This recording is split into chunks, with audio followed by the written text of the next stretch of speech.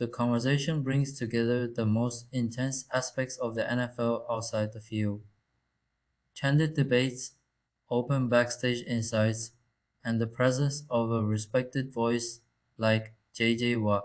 Amid jokes, provocations, and deep analyses, the discussion navigates a decisive moment for the league conference finals week and shows how American football is undergoing a cycle of changes, both on the field and in how teams are managed and built. And I'm going to end my entire thing owning a professional soccer team in every country that has one. Yeah. When's he getting an MLS? I don't hates know. America, maybe. Ladies and gentlemen, join us now, JJ Watt. Yeah, Hey, what up, blah, blah, blah, blah, blah, blah, blah. Wednesdays, here we go. Wow, Lock it in. he's coming in jacked up. I like it. Coming in Hell jacked yeah. up. You know, last week you had a nice 2-hour appearance. Was kind of on you. Too long. Yeah, way too long. On me. Big time. Big time too much. JJ, big mistake. Okay, all right. I like the juice that you're coming in with. Obviously, championship week. Hey, championship go. week. We just had national champion crown on Monday night. Now we're going to have AFC and NFC championships crowning happening on Sunday. What we're talking about here is basically how this year became almost like a defensive year, it felt like. Felt like defenses across the board got better. We started picking teams strictly because of how good their defense was. Now, the Houston Texans defense, which obviously you got fired up in a round of playoffs and then chose not to cut a promo for them for their next game, which maybe was the reasoning behind it all. But what the Patriots defense was able to do, what the Broncos are able to do on the defensive side, what the Rams are able to do on the defensive side, what the Seahawks obviously are able to do on the defensive side, feels like it is a defensive run year. And then you look on the other side of that, it's like, well, both MVP quarterbacks still alive as well. What is kind of your synopsis on the state of ball right now? Feels like it's a better defensive unit across the board in the league. Do you agree with that? I would agree with that. I mean, I think obviously when you're at this stage, you're gonna have good defenses involved, but I do think that there's some very strong defense being played, and it's a lot of fun for me to be able to finally see the defenses getting some shine. I mean, the Broncos, Vance Joseph was my DC in Arizona, was also with me at other stops. Seahawks defense, Mike McDaniel, unbelievable. Rams defense, great. Patriots defense played so well against the Texans, unfortunately, for Houston. But yeah, I think it's good to get some defensive shine. I think there's some guys here. There's a lot of underrated players in here. Some guys starting to get the hype that they deserve. Zach Allen, obviously being one, makes first team All-Pro this year, rightfully so for the Broncos. Benito, phenomenal. You got the two inside D tackles for the Seahawks who are awesome, and I think completely underrated, even though they are getting a little bit of shine. But a lot of really good players on the defensive side of the ball. Happy that we're putting some light on this. It does. It felt like it's been a defensive year. Hembo sent us over a stat we just showed a few moments ago. The scoring per game this season through 2 rounds of playoffs is the lowest it's been since 2017. Feels like defenses have done well. Offenses are going to have to adjust because it felt like defenses were adjusting to offense for the past, 10 years. Now it feels like offenses are going to have to adjust to defenses. It's the cyclicality of ball, and it's a beautiful thing. Yeah. Also, cyclicality. We're seeing it. I mean, you're seeing the 3 tight ends. You're seeing a lot more of the big personnel. Offenses bringing in the XL offensive linemen. We went to those. I mean, the conversation's been had many times, but you started to go smaller linebackers and more shell coverages to account for these receiving tight ends, and everybody's spreading it out and throwing the ball around. So now, as those small linebackers and shells have been implemented, now offenses are going back to heavier personnel and running the ball at them to take advantage of that size. So we're just going to keep twisting ourselves around and around. You should be right round, baby, right round, like a record, baby, right round. Is that? I believe that is Yes, Flow it Rider. is. That is the Flow Rider? Oh, yeah. Before we dive into more football questions, have you ever been to a Flow Rider show? No. Oh, haven't Good lived. feeling. Big fan.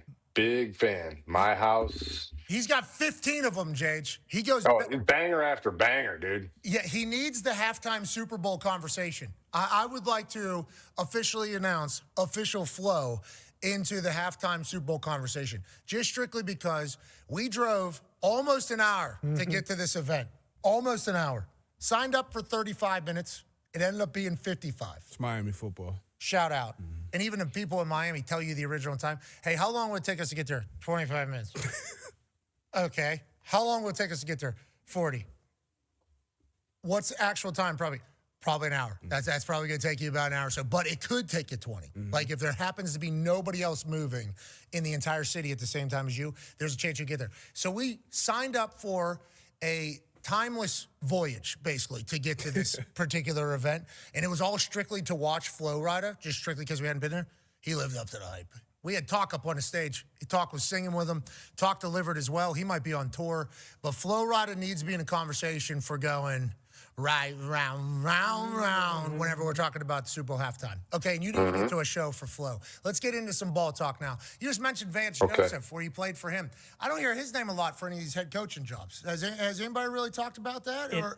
His name has been out there, but I think they're still alive, so he can't interview or do anything until they're actually done. Yeah, coach or interviewed or become the bells of the ball for this coaching cycle. Jade, you put out a couple of tweets about the coaching cycle, which is fascinating. Nearly a third of the league is looking for new coaches. Each of the last two MVP-winning quarterbacks, one a two-time winner, both in their primes looking for their new head coaches. One of the most historic franchises with only 3 head coaches since '69, also looking for a new one. Didn't mention the MVPs down there for the Pittsburgh Steelers, but certainly a lot of consistency being turned over. You also put out another tweet about, Mike Vrabel, Ben Johnson, Liam Cohen set the bar extremely high in turnovers and turnaround.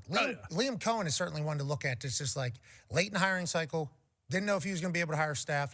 Is Trevor Lawrence a guy? We don't know if he's a guy. And then in 1 year, they turn him into a juggernaut AFC South champions. Now, I ask you this, J.J. Watt, as you look around at the current hirings that have taken place, got Harbaugh at the New York Football Giants. I thought he did well. Shane introducing him, very interesting. We had a couple interesting press conferences the last couple of days where it's people that aren't always up there, but tossing out some stuff that, man, you got to be this. Yeah, Jage, we will get to Pagula. Today's been wild. Yeah, we will get to Pagula for sure right, in the good. Bills situation. That's certainly another job opening that you certainly talked about there. But let's just talk about the hirings that have happened already.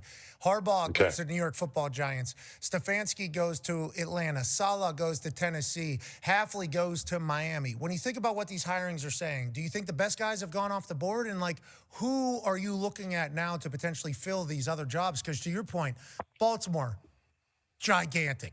I mean, that's a gigantic job. They're supposed to win a Super Bowl last year. That same roster basically going to be there. Josh Allen, supposed to win a Super Bowl. Who's going to be the one that's going to figure that whole thing out? We'll dive into Brandon Beane and Pagula's press conference, which incredible. We need to get Pagula on a microphone all day, every day. Let's get him streaming like he's iShow Speed. Yeah. Let's get him like he's streaming like he's Kai Cenat. I need to hear every thought that comes out of his brain, because if he... In the championship games, because obviously, Harbaugh was going to be up there from the beginning, and you knew that somebody was going to jump on that, and it seemed like them and the Giants were going to line up. But then you start to get into this cycle of okay, well, we don't want to wait because we don't want to lose out on a guy. But we also want to see these coordinators for the championship teams, whether it's Shula, whether it's Kubiak, or whoever it may be, Vance Joseph. So you have to you're playing this dance of bird in the hand, two in the bush type situation. And it's also, I guess the coaches were also playing that a little bit with the Bills situation that pops up after both Harbaugh and Stefanski get their jobs lined up. So now you sit there and you wonder, man, are they pissed they didn't wait? Are they happy? But back to the tweets that I had put out there, I think this year, when you look at the situations that have come up, and I'm talking specifically about the Ravens and the Bills, where you have these guys who are legit, bona fide, already won MVPs in the National Football League, and you look at what Vrabel and Ben Johnson and Liam Cohen, and then a year before Mike McDaniel were able to do with those organizations. Don't get me wrong. Those teams all have quarterbacks that were drafted high, that besides the Seahawks. They all have quarterbacks that were drafted high and have potential, no doubt. But none of those quarterbacks have won MVPs. So they're there's nobody out there saying that any of those quarterbacks were on the level that Josh Allen and Lamar Jackson were at that same time last year. So I look at those two jobs and I think you just fired two coaches who did a really good job for a very long time. No, they didn't accomplish that ultimate goal in these last few years with those quarterbacks, but you're not here to rebuild over time. The new coach there needs to win immediately, because it has clearly been proven that what's happened recently isn't good enough. So now it's time for this to turn into a Super Bowl in the next 1 to 2 years, and that is very hard. The main theme is a clear feeling that the NFL is experiencing a defensive year. Defenses are setting the pace, scoring numbers have dropped, and offenses need to reinvent themselves once again. J.J. Watt highlights how defensive coordinators, underrated players, and physical schemes have regained prominence, while offenses respond with heavier formations and a ground game, the classic cyclical dance of football. Moreover, the debate over coaching hires and power dynamics behind the scenes exposes a recurring problem: alignment or lack thereof. GMs, head coaches, quarterbacks, and owners do not always speak the same language, and this defines the success or failure of entire franchises. Cases like the Bills, Ravens, Giants, and Jaguars demonstrate how swift decisions can accelerate rebuilds or generate even more pressure. Additionally, there is frankness about real rivalries, wounded egos, and public resentments, which brings more authenticity, tension, and entertainment to the league. John Walker, the fourth here. There had been three prior. Fodder. He was John Walker walking around at the beginning saying, there'll be three more of me, hopefully 4 or 5. He says, remember now, don't look too far back whenever these teams are absolute ass. Texans 3-13 3 years ago. Patriots 3-14, and then 4 games last year. Yeah, 4-13 the last 2 years. Yeah, sorry. Yeah, a lot of numbers there. You get it. 3 years ago, the Broncos 5-12, Bears 3-14, Rams 5-12. It's like, it is crazy how quickly you can turn things around. And then if they were to put the Jags there, you would just say laughing stock for a very long time, even though they have players. And you talk about Liam Cohen going in there, and not only the Duval thing, but the actual convo was he wasn't going to be able to hire enough coaches. Like that, remember that? He wasn't going to be able to field a staff because it was too late and he burned too many bridges and yada, yada, yada. It feels like he did just fine down there, and now everybody else is going to be expecting the same damn thing. Well, the other tough thing with those teams, though, too, if you put that back up, like all these teams, right? Texans, number 2 overall pick, they get C.J. Stroud. Pats at 3, Drake May. In the end, the conversation makes it clear that the NFL is more alive, raw, and competitive than ever. Defenses are regaining prominence. Offenses need to adapt. Coaches are pressured to win immediately. And the behind-the-scenes weigh as much as the talent on the field. Amid exposed rivalries, repeating tactical cycles, and debates about the future of the league, such as the possible 8-game season, there is a certainty: American football continues to evolve, driven by adjustments, conflicts, and the relentless pursuit of an advantage. And that is exactly what makes it so fascinating.